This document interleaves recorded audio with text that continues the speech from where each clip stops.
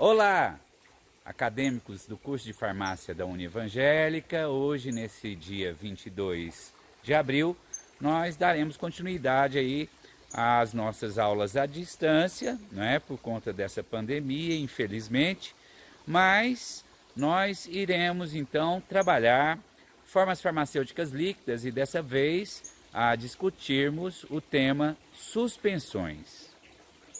Bom, então, segundo tópico de formas farmacêuticas líquidas, né, suspensões, aí estão as nossas referências, e eu gostaria de começar essa discussão fazendo uma demonstração, já que tecnologia farmacêutica é essencialmente hands-on, mãos na massa, é prática. A teoria é uma teoria da prática. Então, uma imagem vale por 1000 palavras, né? Uma experiência vale por 1000 palavras. Então, eu tenho aqui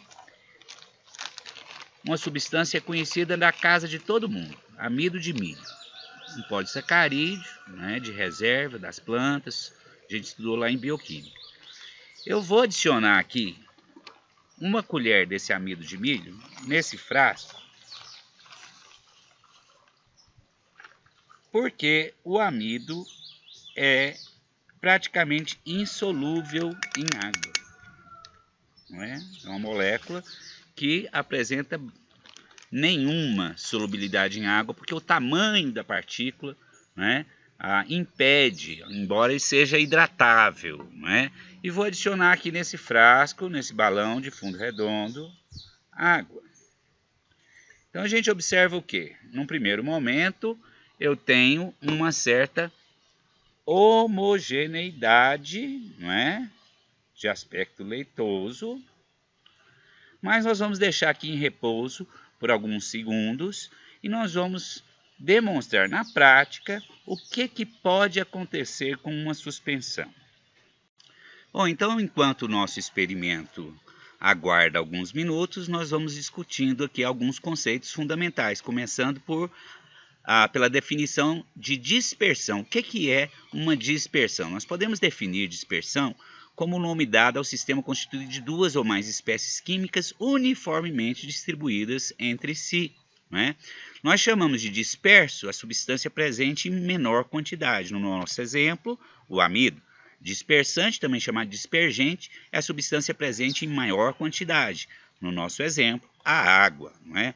De acordo com o tamanho médio das partículas, as soluções são dispersões que têm o quê? Partículas de tamanho menor que 1 nanômetro. Já dispersões coloidais ou coloides, o caso dos géis, né? De 1 a 1000 nanômetros. Acima de 1000 nanômetros, nós chamamos aí de suspensões quando, não é? Nós temos a insolubilidade dessa partícula em água. Então, vantagens e desvantagens. As suspensões têm a facilidade de deglutição e uma certa homogeneidade na dose. Né? As dispersões de substâncias sólidas no líquido podem ser classificadas pela solubilidade da fase dispersa na fase dispersante, resultando desde soluções, dispersões moleculares, até suspensões, né? No nosso caso, o amido insolúvel em água. Então, o que pode acontecer numa suspensão? Num primeiro momento, a homogeneidade, como nós estamos aqui vendo. Mas podem acontecer, pela instabilidade física do sistema, duas situações aqui mostradas nessa figura. Não é? Em B, nós temos as fases separadas e o disperso mais denso. É o caso do nosso experimento que eu vou aqui mostrar para vocês. Olha só como formou um corpo de fundo, né? Vocês podem observar a água em maior quantidade e o amido, né? Formou um sedimento, um corpo de fundo. A outra situação que pode acontecer é no caso do disperso ser menos denso, então ele vai ficar flotando na superfície, né? Que a gente chama de flotação. Então, conceitos fundamentais. Suspensões são sistemas heterogêneos, contendo uma fase sólida dispersa na fase externa líquida ou semissólida. As pomadas, tipo pastas, não serão tratadas aqui nesse momento, mas são também, na realidade, suspensões. Formam dispersões particuladas, a fase interna é chamada dispersa é insolúvel, praticamente insolúvel, e a fase externa é a fase dispersante. Geralmente a fase dispersa representa de meio a 40% da preparação. Apresenta partículas de dimensões entre 0,1 e 100 micrômetros. São muito versáteis, o que justifica o seu emprego, podendo ser administrados, por exemplo, pelas vias oral, parenteral, lembrem que nunca intravenoso, e pela via cutânea. Então, exemplos de suspensões orais aí, ó, o Pepsogel, antiácidos, por exemplo, hidróxido de magnésio e magnésio de meticona, hidróxido de alumínio. Por exemplo, a combinação sulfametoxazol mais trimetroprima, um antimicrobiano, Então, por que empregar suspensões, Primeiro motivo, porque o fármaco é essencialmente insolúvel, então nós não temos como solubilizá-lo. Por exemplo, acetato de cortisona, ésteres de hidrocortisona. Segundo, porque o fármaco, quando solúvel, é muito desagradável ao paladar. Então, o uso de itanato de quinino, que é insolúvel, no lugar de sulfato de quinino, é preferível, porque o sulfato que é solúvel tem um sabor extremamente amargo. Interessante que quinino, a cloroquina, tem sido aventado, um medicamento antigo para o tratamento da Covid-19. Um outro objetivo, uma outra justificativa para o emprego de suspensões é a obtenção de ação prolongada. Então, por exemplo, nós temos a penicilina benzatina. Uma injeção intramuscular vai ter uma ação de 10 dias, 15 dias, dependendo da dose administrada, porque o músculo funciona aí como um reservatório. Suspensões de derivados da insulina, um outro exemplo. E, por último, um aumento da estabilidade de fármacos que são instáveis na forma de solução. Aí nós temos como exemplo a penicilina G-procaína, que é insolúvel e é mais estável do que as formas salinas. Bom, turma, nem tudo são vantagens. Nós também temos nas suspensões desvantagens, principalmente problemas nas formulações. O preparo das suspensões é relativamente complexo. Principais problemas técnicos são, primeiro, o controle da velocidade de sedimentação, e segundo, a molhabilidade das partículas dispersas. Então, revendo aquela figura de uma outra maneira, as fases aqui nós temos em A, uma certa homogeneidade, em B e C, dois problemas que podem acontecer, que é a sedimentação e flutuação. Então, esse outro gráfico mostra o movimento vertical das partículas suspensas. Então, em suspensões não corretamente formuladas, pode ocorrer muito rapidamente flutuação ou sedimentação. E se eu usar de artifícios farmacotécnicos, nós podemos aí melhorar o quê? A homogeneidade, diminuindo a flutuação e a sedimentação de acordo com o tempo. Então, o uso de estabilizantes, agentes suspensores, permite o quê? Uma melhor homogeneidade, dificultando as duas situações que vão ocorrer. Notem que suspensões são o quê? Sistemas instáveis. Sedimentação e flutuação vão ocorrer, mas de uma velocidade controlada, uma velocidade aumentada e numa redispersão facilitada. Esse é o objetivo de um formulador farmacêutico, na farmacotécnica. Então, agentes suspensores são utilizados porque frequentemente as partículas sólidas da fase dispersa são mais densas do que as partículas líquidas da fase externa. Então, a sedimentação das partículas do disperso vai ser controlada. Aí nós temos a lei de Stokes, que é uma equação, é representada por uma equação aqui mostrada nesse slide.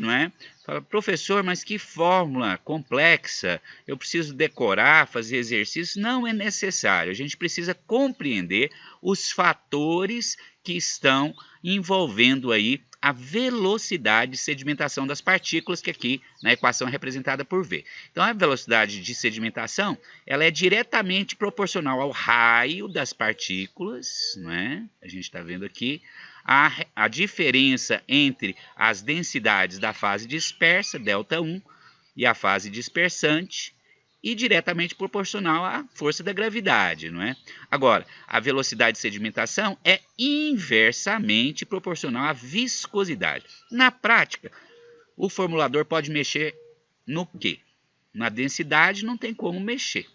Então, na realidade, nós mexemos no tamanho das partículas e na viscosidade da preparação. Então, aqui um exemplo, não é? Um pó com densidade de 1,3 gramas por centímetro cúbico e o diâmetro médio de 2,5 microns. Pressupõe-se que essas partículas sejam esféricas. De acordo com a lei de Stokes, a equação de Stokes, esse pó sedimentará, não é? Presumindo que a água tem uma viscosidade de 1 centipós, a velocidade de sedimentação é igual a 1,02 vezes 10 a menos 4. Se eu diminuir o tamanho das partículas de 1,3, né? Na realidade, perdão, de 2,5 microns para 0,25 microns, o que nós temos? Nós temos uma diminuição, né? De 100 vezes na velocidade de sedimentação. Então, uma primeira estratégia seria o quê?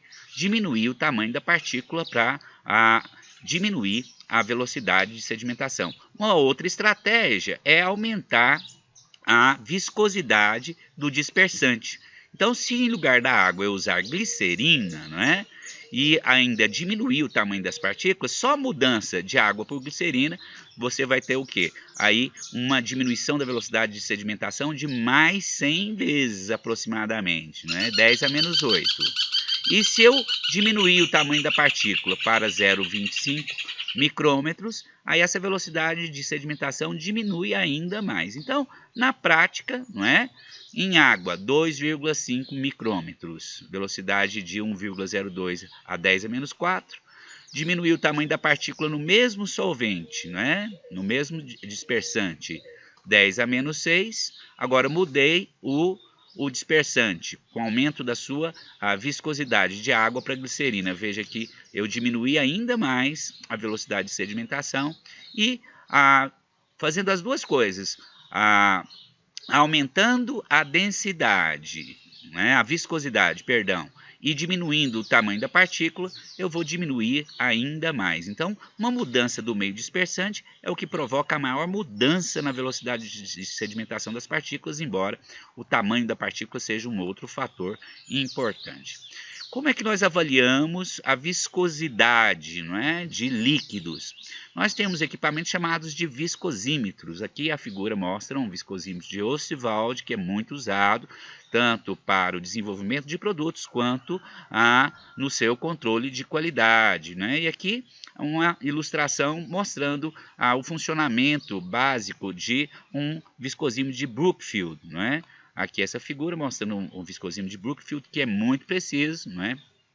Hoje ele é todo digital, com PLC, enfim, são medições muito importantes no desenvolvimento e no controle de qualidade de preparações farmacêuticas líquidas, de uma forma geral, e semissólidas também, tá?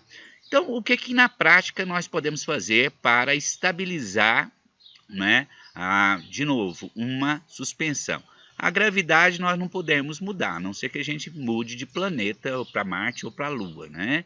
Na Lua, com certeza, a velocidade de sedimentação é bem menor, porque a gravidade é bem menor, né? Então, não se pode alterar a gravidade, né? A densidade da fase dispersa, né? Que é o fármaco. Então, duas possibilidades nos restam. Primeiro, a diminuição do tamanho das partículas. Segundo, aumentar a viscosidade do meio dispersante, como já foi discutido anteriormente.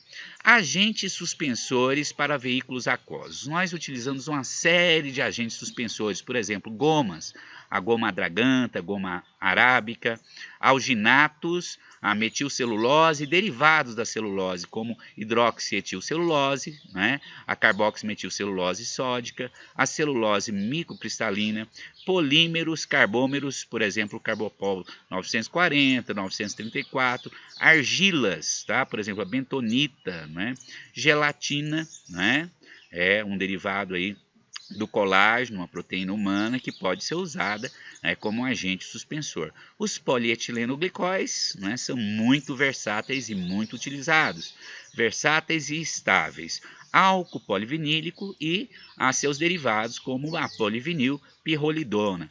Para veículos oleosos nós usamos lanolina, ceras, monoestearato de alumínio, entre outros agentes suspensores. Aqui estão listados os principais. Então, um outro problema é a molhabilidade das partículas, né? Aí nós temos o conceito de ângulo, né? Ângulo de... né? Então aqui uma gotícula na superfície não se espalha, então não molha, não é? Então à medida que eu vou o quê? Aumentando o achatamento completamente molhado. Então, nas suspensões, dificilmente ocorrerá a flutuação das partículas dispersas causadas pela menor densidade destas em relação à fase externa. O que ocorre com certa frequência é a baixa ou nula molhabilidade das partículas dispersas pela fase líquida. Então, nós temos uma repelência pela fase externa, não é? Então, aqui a flutuação depende da molhabilidade das partículas. Então, o ângulo de contato zero, né? Então, líquidos aquosos, né? Aumenta a hidrofilia e com o aumento do ângulo diminui a lipofilia. E já para líquidos oleosos, né? O aumento do ângulo faz o quê? Diminui a hidrofilia e aumenta a lipofilia. Então, quanto menor o ângulo de contato, maior será a molhabilidade do sólido pelo líquido. Então, esse ângulo de contato é muito importante, é um conceito importante. Bom, então, nós, para preparar suspensões, nós precisamos controlar a chamada floculação. Tão importante quanto a velocidade de sedimentação é o tipo de sedimento, ou seja, a estrutura, porque se ele formar um compactado, a redispersão vai ser muito difícil. As partículas devem permanecer uniformemente dispersas no veículo por um período de tempo satisfatório para assegurar a correta dosificação e, ao se sedimentarem, serem facilmente redispersíveis por agitações. Veja sucções, né? Veja que é obrigatório na rotulagem de suspensões a frase clássica: agite antes de usar, né? Se eu tiver sedimentos de estrutura agregada e compacta, mesmo com uma forte agitação, eu não vou conseguir o quê? Reconstituir de forma homogênea a suspensão. Então, a desfloculação depende de forças de repulsão interparticular, cargas elétricas na superfície das partículas. Então, partículas eletricamente carregadas ficam envolvidas por uma atmosfera iônica, formam-se duas camadas elétricas. A primeira quase fixa na superfície das partículas, movendo-se inclusive com o próprio movimento dessas. E a segunda difusa, que se estende até determinada distância do líquido dispersante. Então, aqui representando nessa figura, não é?